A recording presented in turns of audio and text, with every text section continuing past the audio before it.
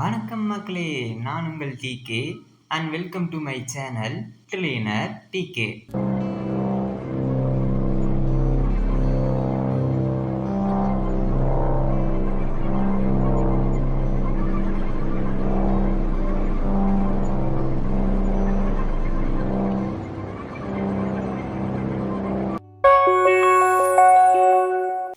வீடியோக்குள்ளே போகிறதுக்கு முன்னாடி நீங்கள் இன்னும் இந்த சேனலை சப்ஸ்கிரைப் பண்ணாமல் இருந்தீங்கன்னா மறக்காமல் சப்ஸ்கிரைப் பண்ணிவிட்டு பக்கத்தால் இருக்கிற பெல் பட்டனையும் கிளிக் பண்ணிக்கோங்க. அப்போ தான் நான் போடுற வீடியோ உங்களுக்கு உடனுக்குடனே நோட்டிஃபிகேஷனில் வரும். அதே மாதிரி ஒரு லைக் போடுங்க, அது எனக்கு ஒரு மோட்டிவேஷனாக இருக்கும். அண்ட் ஷேர் பண்ணுங்கள். யாருக்கு நெட்.js கற்றுக்கணும்னு நினைக்கிறாங்களோ அவங்களும் பார்த்து கற்றுக்கிட்டோம். வித்தவுட் ஃபர்தர் டிலே வாங்க வீடியோக்குள்ளே போயிடலாம். போன வீடியோவில் பார்த்தீங்க அப்படின்னா நம்ம டேட்டா பேஸ் கனெக்ஷன் எப்படி பண்ணுறது, அதுவும் டைப்போரம் வச்சு அப்படின்ட்டு நம்ம பார்த்தோம். இந்த வீடியோவில் நம்ம என்ன பார்க்க போகிறோம் அப்படின்னா என்டிட்டிஸ் பற்றி பார்க்க போகிறோம். என்டிட்டிஸ்னால் ஒன்றுமே இல்லை, இங்கே டிபியில் நமக்கு டேபிள்ஸ் இருக்கும் தெரியுமா, அந்த டேபிள்ஸை தான் நம்ம இங்கே என்டிட்டிஸ்ன்னு சொல்கிறோம். ஃபார் எக்ஸாம்பிள் இந்த வீடியோவில் பார்த்தீங்க அப்படின்னா நான் ரோல் டேபிள் க்ரியேட் பண்ண போகிறேன். ஸோ அதுக்கு நான் ஃபஸ்ட்டு என்ன பண்ணுறேன் அப்படின்னா, நம்ம ஆல்ரெடி என்டிட்டிஸுங்கிற ஃபோல்டர் க்ரியேட் பண்ணி வச்சுருக்கோம். அந்த ஃபோல்டருக்குள்ளே நான் role.entity.ts அப்படின்ட்டு ஒரு ஃபைலை நான் க்ரியேட் பண்ணிக்கிறேன். இந்த ஃபைலுக்குள்ளே பார்த்தீங்க அப்படின்னா நம்மளோட ரோல் டேபிளில் என்னென்ன காலம்ஸ் வேணுமோ அந்த காலம்ஸை நான் இங்கே ப்ரொவைட் பண்ண போகிறேன். நம்ம ஆல்ரெடி பார்த்தீங்கன்னா டைப்போரம் லாஸ்ட் வீடியோலையும் இன்ஸ்டால் பண்ணியிருந்தோம். ஸோ அதில் இருக்கிற ஃபங்க்ஷன்ஸ், டெக்கரேட்டர்ஸ் அதெல்லாமே நான் இங்கே யூஸ் பண்ண போகிறேன். ஃபஸ்ட்டு அதுக்கு நான் என்டிட்டி டெக்கரேட்டர் யூஸ் பண்ணுறேன். இதில் பார்த்தீங்க அப்படின்னா நம்ம டேபிளோட நேம் கொடுக்கணும். நம்ம டேபிளோட நேம் நான் ரோலுன்னு க்ரியேட் பண்ணிக்கிறேன். இங்கே என்ன நேம் நீங்கள் கொடுக்குறீங்களோ அந்த நேம் தான் உங்களோட டேட்டா பேஸில் க்ரியேட் ஆகும். அதுக்கப்புறம் நான் ஒரு கிளாஸ் க்ரியேட் பண்ணுறேன். அந்த கிளாஸை எக்ஸ்போர்ட் பண்ணிக்கிறேன். அந்த கிளாஸுக்கு பார்த்தீங்கன்னா ரோலுன்னு பேர் வச்சுக்கிறேன். இப்போது இதுக்குள்ளே பார்த்தீங்க அப்படின்னா நம்ம காலம்ஸ் க்ரியேட் பண்ண போகிறோம். என்னென்ன காலம்ஸ் க்ரியேட் பண்ண போகிறோம் அப்படின்னா, ரோல்னால் என்ன, இவங்க ஒரு யூஸராக இருக்க போகிறாங்களா இல்லை அட்மினாக இருக்க போகிறாங்களா அப்படின்ட்டு நம்ம ஸ்டோர் பண்ணுறது தான் ரோல்னு சொல்லுவோம். ஸோ அதுக்கு என்னென்ன தேவைப்படும் அப்படின்னா, ஃபஸ்ட்டு நமக்கு ரோல் நேம் தேவைப்படும். ஸோ நான் ரோல் நேம்னு ஒரு காலம் க்ரியேட் பண்ண போகிறேன். அடுத்து டிஸ்கிரிப்ஷன் தேவைப்படும். ஸோ டிஸ்கிரிப்ஷன், அந்த ரோலை பற்றின டிஸ்கிரிப்ஷன், என்னென்ன பெர்மிஷன்ஸ் இருக்குது, என்ன வேணால் இருக்கலாம். ஸோ அதுக்காக டிஸ்கிரிப்ஷன் ஒரு காலம். அடுத்தது பார்த்தீங்கன்னா கிரியேட்டட் பை, யார் இதை கிரியேட் பண்ணாங்க. அதுக்கப்புறம் அப்டேட்டட் பை, சப்போஸ் நான் ரோல் நேம் யூசர் யூசர் 1 இல்லை அட்மின் இல்லை சூப்பர் அட்மின் அந்த மாதிரி ஏதாச்சும் ரீநேம் பண்ணுறேன் அப்படின்னா நமக்கு யார் கடைசியாக அப்டேட் பண்ணியிருக்காங்க இல்லை டிஸ்கிரிப்ஷன் அப்டேட் பண்ணியிருக்காங்க அப்படின்னு நமக்கு தெரியணும். ஸோ அதுக்காக நான் created by updated by use பண்ணிட்டேன். அடுத்தது பார்த்தீங்க அப்படின்னா நான் கிரியேட்டட் ஆக்ட் யூஸ் பண்ண போகிறேன். இது எந்த டைமில் கிரியேட் பண்ணியிருக்காங்க, அதுக்கப்புறம் லாஸ்ட்டாக எப்போ அப்டேட் பண்ணியிருக்காங்க அப்படின்னு தெரியணுங்கிறதுக்காக அப்டேட்டட் பை. இதான் என்னோட காலம்ஸாக இருக்க போகுது டிபியில். ஸோ அதுக்கான கோடை தான் நான் இங்கே டைப் பண்ண போகிறேன். ஃபஸ்ட்டு நான் டைப் பண்ணி முடிச்சிடறேன். டைப் பண்ணி முடிச்சுட்டு உங்களுக்கு எக்ஸ்பிளைன் பண்ணுறேன். ஓகே, இப்போ பார்த்தீங்கன்னா நான் டைப் பண்ணி முடிச்சிட்டேன். ஃபஸ்ட்டு நம்ம ரோலுக்கு ஒரு நேம் காலம் க்ரியேட் பண்ணணுமா, அதுக்கு டைப்போரம் நம்ம என்ன ப்ரொவைட் பண்ணுது அப்படின்னு பார்த்தீங்கன்னா காலம் அப்படிங்கிற டெக்கரேட்டர் ப்ரொவைட் பண்ணுது. நான் என்ன பண்ணியிருக்கேன், அந்த காலம் டெக்கரேட்டரை யூஸ் பண்ணி அந்த காலம் டெக்கரேட்டருக்குள்ளே பார்த்தீங்க அப்படின்னா நம்ம ஆப்ஜெக்டாக கொடுக்கணும். அந்த ஆப்ஜெக்டில் நான் நேமுங்கிற ஃபீல்டு கொடுக்குறேன். அதுக்கு நம்மளோட காலம் நேம் கொடுக்குறேன். அது நேம். அதுக்கப்புறம் டைப்னா டிபியில் உங்களுக்கு தெரியும், நம்ம வார்க்காரை ஸ்டோர் பண்ண போகிறோமா இல்லை ஒரு நம்பராக ஸ்டோர் பண்ண போகிறோமா இல்லை ஒரு டெசிமல் வேல்யூவாக ஸ்டோர் பண்ண போகிறோமா அப்படின்ட்டு டேட்டா பேஸில் நிறைய டைப்ஸ் இருக்குது. ஃபார் எக்ஸாம்பிள் நான் உங்களுக்கு காமிக்கிறேன்.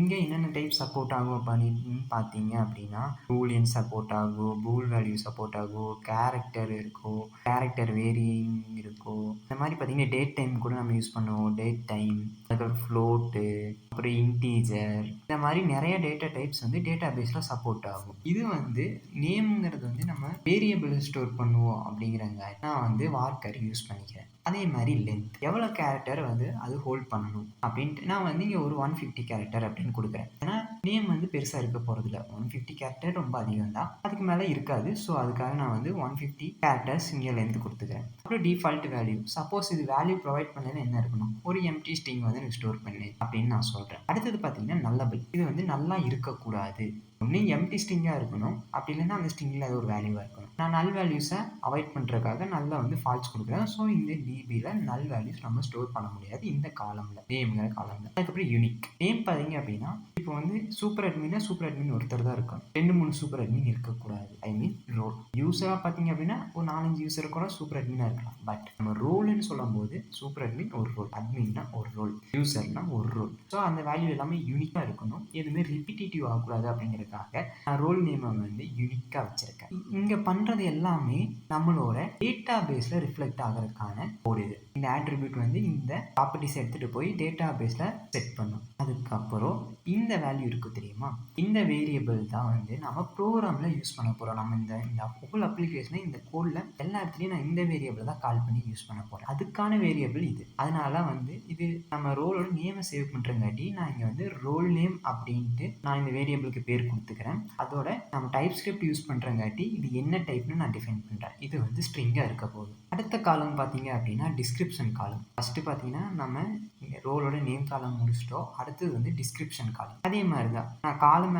டெக்கரேட்டர் யூஸ் பண்ணி அதில் ஆப்ஜெக்ட் பாஸ் பண்ணுறேன். அந்த ஆப்ஜெக்டில் டேட்டா பேஸுக்கான ப்ராப்பர்ட்டிஸ் இருக்குது. அந்த ப்ராப்பர்ட்டிஸில் பார்த்தீங்கன்னா நேம் வந்து டிஸ்கிரிப்ஷன் கொடுத்துக்கிறேன், டைப் வந்து அதே மாதிரி வார்க்கர்னு கொடுத்துக்கிறேன், லென்த் இங்கே வந்து நான் 1000 கொடுத்துக்கிறேன். ஏன்னா டிஸ்கிரிப்ஷன் நிறையா இருக்கலாம். இப்போ 150 கேரக்டர்ஸ்க்குள்ளே வந்து டிஸ்கிரிப்ஷன் கொடுக்க முடியாது, கன்ஃபார்ம் வந்து நிறைய கொடுக்கலாம். அதனால் நான் மேக்ஸிமம் வந்து 1000 கேரக்டர்ஸ் கொடுத்துக்கிறேன். அதேமாரி டிஸ்கிரிப்ஷன் வந்து நல்லபிள் வந்து ட்ரூன்னு கொடுத்துக்கிறேன். இங்கே பார்த்தீங்க அப்படின்னா நல்லபிள் ஃபால்ஸ்ன்னு கொடுத்துருந்தேன். ஏன்னா இது நல் வேல்யூஸ் இருக்கக்கூடாது, எனக்கு ஏதோ ஒரு வேல்யூ இருக்கணும் நேமில். ஆனால் டிஸ்கிரிப்ஷன் பார்த்தீங்கன்னா இது ஒரு ஆப்ஷனல் ஃபீல்டாக நான் வச்சிருக்கேன். நான் வந்து நீங்கள் டிஸ்கிரிப்ஷன் கொடுக்கலாம், டிஸ்கிரிப்ஷன் கொடுக்காம இருக்கலாம், அது யூஸரோட ப்ரிஃபரன்ஸை பொறுத்துங்கிறங்காட்டி நான் வந்து நல்லபிள் இங்கே ட்ரூ வாங்கிக்கிறேன். ஸோ நீங்கள் கொடுக்கல அப்படின்னா டிஃபால்ட்டாக ட்ரூ நல்லுன்னு போட்டுக்கும் டேட்டா பேஸில். நான் இந்த கோடுக்குள்ளே யூஸ் பண்ணுறதுக்காக இங்கே வேரியபிள் நேம் வந்து நான் ரோல் டிஸ்கிரிப்ஷன், அதோட டைப் வந்து பார்த்தீங்கன்னா ஸ்ட்ரிங்னு நான் டிக்ளேர் பண்ணிக்கிறேன். இப்போ பார்த்தீங்கன்னா நம்ம டிஸ்கிரிப்ஷன் முடிச்சிட்டோம். அடுத்தது வந்து பார்த்தீங்க அப்படின்னா நமக்கு கிரியேட்டட் பை அப்டேட்டட் பை பார்க்க போகிறோம். அதேமாரி காலம் டெக்கரேட்டர் யூஸ் பண்ணுறேன், அதுக்குள்ளே ஆப்ஜெக்ட் க்ராஸ் பண்ணுறேன். அந்த ஆப்ஜெக்டில் வந்து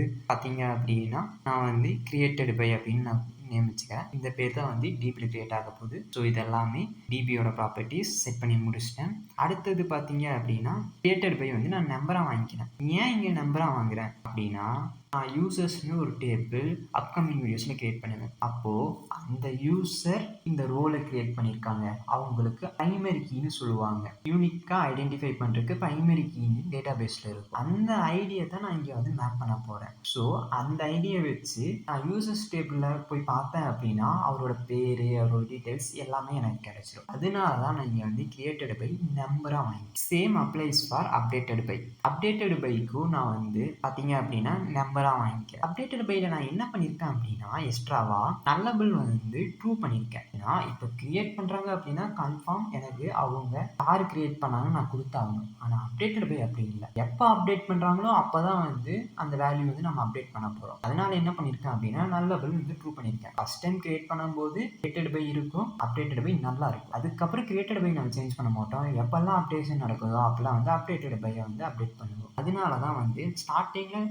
நல்லா இருந்துக்கலாம், அதுக்கப்புறம் இது ஒன்றும் வரணும் அப்படிங்கிறதுக்காக நான் வந்து நல்லபிள் வந்து ட்ரூ பண்ணி வச்சிருக்கேன். இதான் வந்து created by and updated by. அடுத்தது பார்த்தீங்கன்னா கிரியேட்டட் அட் அப்டேட்டட் அட் பார்க்க போகிறோம். கிரியேட்டட் அட் அப்டேட்டட் அட்டுக்கு பார்த்தீங்க அப்படின்னா நம்ம வேற டெக்கரேட்டர் யூஸ் பண்ண போகிறோம். இதுக்கு முன்னாடி பார்த்தீங்கன்னா நம்ம எல்லாத்துக்குமே பார்த்தீங்கன்னா காலம் டெக்கரேட்டர் யூஸ் பண்ணிட்டு இருந்தோம். இது வந்து ஜென்ரலாக நார்மலான காலம்ஸ் கிரியேட் பண்ணுறதுக்காக காலம் டெக்கரேட்டர். இப்போ நான் வந்து அதுவே கிரியேட்டட் அட்னா என்ன, எந்த டைமில் கிரியேட் பண்ணாங்க அப்படின்ட்டு நான் டேட் ஃபார்மேட்டில் வாங்க போகிறேன். அதுக்கும் நீங்கள் யூஸ் பண்ணி காலம் யூஸ் பண்ணி அதே மாதிரி இங்கே டைப் பார்த்தீங்கன்னா டேட் டைம் அந்த மாதிரி கொடுத்து நீங்கள் பண்ணலாம். அப்படி நமக்கு சிரமப்படக்கூடாது அப்படிங்கிறதுக்காக எஸ்ஜேஎஸ்ஏ பார்த்தீங்கன்னா கிரியேட்டட் டேட் காலம் அப்படின்ட்டு ஒன்று ப்ரொவைட் பண்ணுறாங்க.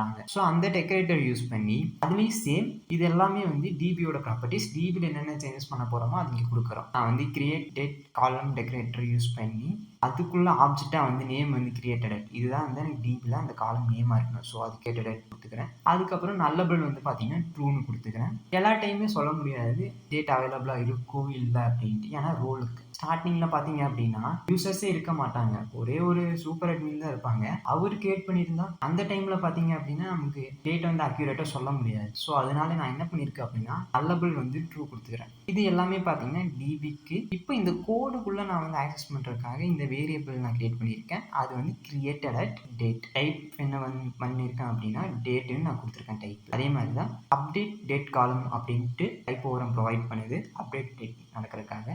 அப்டேட் டேட் காலம் டெக்கரேட்டர் யூஸ் பண்ணி அதில் ஆப்ஜெக்ட் பாஸ் பண்ணுற நேம் வந்து அப்டேட்டட் அட்டு கொடுத்துக்கிறேன். அதேமாதிரி நல்லபிள் வந்து ட்ரூன்னு கொடுத்துக்கிறேன். இதனால என்ன யூஸ் அப்படின்னு பார்த்தீங்க அப்படின்னா, நீங்கள் மேனுவலாக அந்த டைம் ஸ்டாம்பை உங்கள் கோடில் எங்கேயுமே கொடுக்கணும்னு அவசியம் கிடையாது. டைப் ஓவராமே நெஸ்ட்.js ஆட்டோமேட்டிக்காக எப்பெல்லாம் நீங்கள் வந்து இந்த ரோலுங்கிற டேபிளை ரெக்கார்டு இன்சர்ட் பண்ணுறீங்களோ ஆட்டோமேட்டிக்காக இதுவே வந்து கிரியேட்டட் அட்டையோ அதுக்கப்புறம் அப்டேட்டட் அட் இந்த 2 டைம்ஸுமே ஆட்டோமேட்டிக்காக அதுவே வந்து இன்சர்ட் பண்ணிடும். நீங்கள் இது கொடுக்கணும்னு அவசியம் இல்லை. அதுதான் இதோட அட்வான்டேஜ் நமக்கு. இப்போ பார்த்தீங்கன்னா நம்ம வேரியபிளை வந்து நேமிங் பண்ணும்போது சில ரூல்ஸ் இருக்குது. அந்த ரூல்ஸை தான் நம்ம வந்து கோடிங் ஸ்டாண்டர்ட்ஸ் இருக்குது. அந்த கோடிங் ஸ்டாண்டர்ட்ஸ் தான் நம்ம ஃபாலோ பண்ணணும். இங்கே நான் என்ன கோடிங் ஸ்டாண்டர்ட் ஃபாலோ பண்ணியிருக்கேன் அப்படின்னா, எங்கெல்லாம் நான் வேரியபிள் நேம் இந்த ப்ரோக்ராமில் யூஸ் பண்ண போகிறனோ டைப் ஸ்கிரிப்டில் according to TypeScript coding standards, இது வந்து என்ன கேஸ் அப்படின்னு சொல்லுவாங்க அப்படின்னா கேமல் கேஸ்ன்னு சொல்லுவாங்க. இப்போ 2-3 வேர்ட்ஸ் வருது அப்படின்னா ஃபர்ஸ்ட் வேர்டோட லெட்டர் மட்டும்